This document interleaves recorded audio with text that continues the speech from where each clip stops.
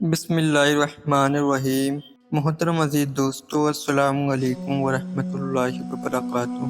آج ہم حضرت داؤد علیہ السلام اور ان کی عدالت کے انصاف کے بارے میں جانیں گے کیونکہ آج بھی پوری دنیا میں حضرت داؤد علیہ السلام کا انصاف مشہور ہے۔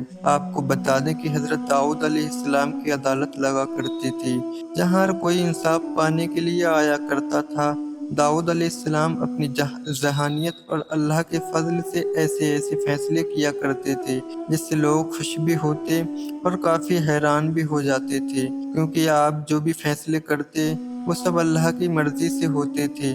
آپ کو حضرت داؤد علیہ السلام کی عدالت کا ایک ایسا واقعہ بتانے والا ہوں جسے سن کر آپ کا ایمان تازہ ہو جائے گا۔ حضرت داؤد علیہ السلام کی عدالت میں ایک بار دو شخص حاضر ہوئے اور اس میں سے پہلے شخص نے دوسرے شخص پر یہ الزام لگایا کہ اس کی ساری بکریاں رات میں میرے کھیت میں گھس گئیں اور ان بکریوں نے میرے پورے فصل کو کھا لیا۔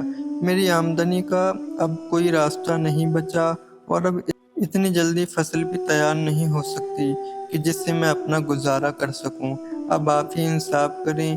اس کے بعد حضرت داؤد علیہ السلام نے دوسرے شخص کی بھی بات سنی اور یہ فیصلہ کیا کہ سب بکریاں اس کھیت والے شخص کو دے دیا جائیں، اور ان بکریوں کی قیمت کھیت کے نقصان کے برابر ہی تھی۔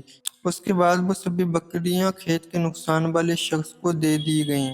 اس کے بعد اس میں سے دوسرا شخص جس کی بکریاں تھیں وہ کافی مایوس ہو گیا، اور جب وہ دونوں وہاں سے جانے لگے تب ان کی ملاقات حضرت سلیمان علیہ السلام سے ہوئی، جس کے بعد وہ دونوں نے حضرت سلیمان علیہ السلام کو حضرت داؤد علیہ السلام کا فیصلہ بتایا، جس کے بعد حضرت سلیمان علیہ السلام نے کہا، اس فیصلے سے بہتر ایک اور فیصلہ ہے، اگر تم چاہو تو میں تمہیں بتا سکتا ہوں۔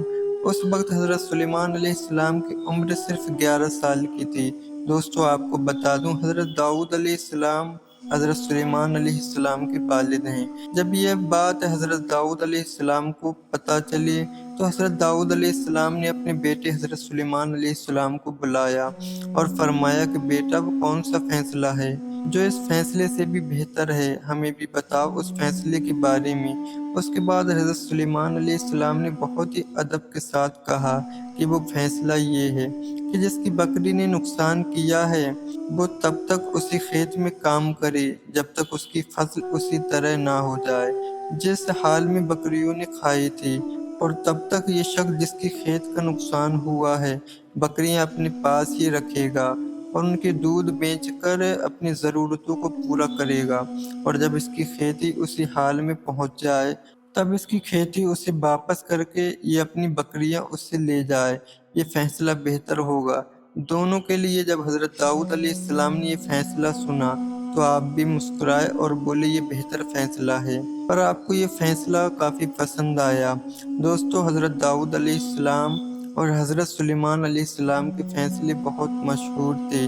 جب حضرت داؤد علیہ السلام نے حضرت سلیمان علیہ السلام کا فیصلہ سنا تو اپنے دونوں فیصلوں کے سامنے رکھ کر حضرت سلیمان علیہ السلام کے فیصلوں کو زیادہ پسند فرمایا، کیونکہ اس میں کسی کا بھی نقصان نہیں تھا۔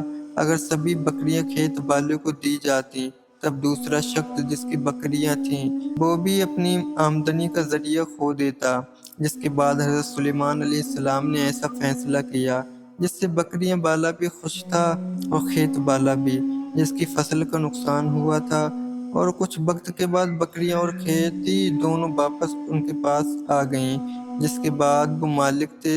دوستو، اللہ تعالیٰ نے اپنے نبیوں کو ایسی طاقت اور ذہانت عطا فرمائی جس سے وہ بڑے بڑے فیصلے چند لمحوں میں کر دیا کرتے تھے، اور ایسا فیصلہ کرتے تھے جو ایک عام انسان کی سوچ سے الگ ہوتا ہے، جس میں سب کی بھلائی ہوتی ہے اور کسی کا نقصان نہیں ہوتا۔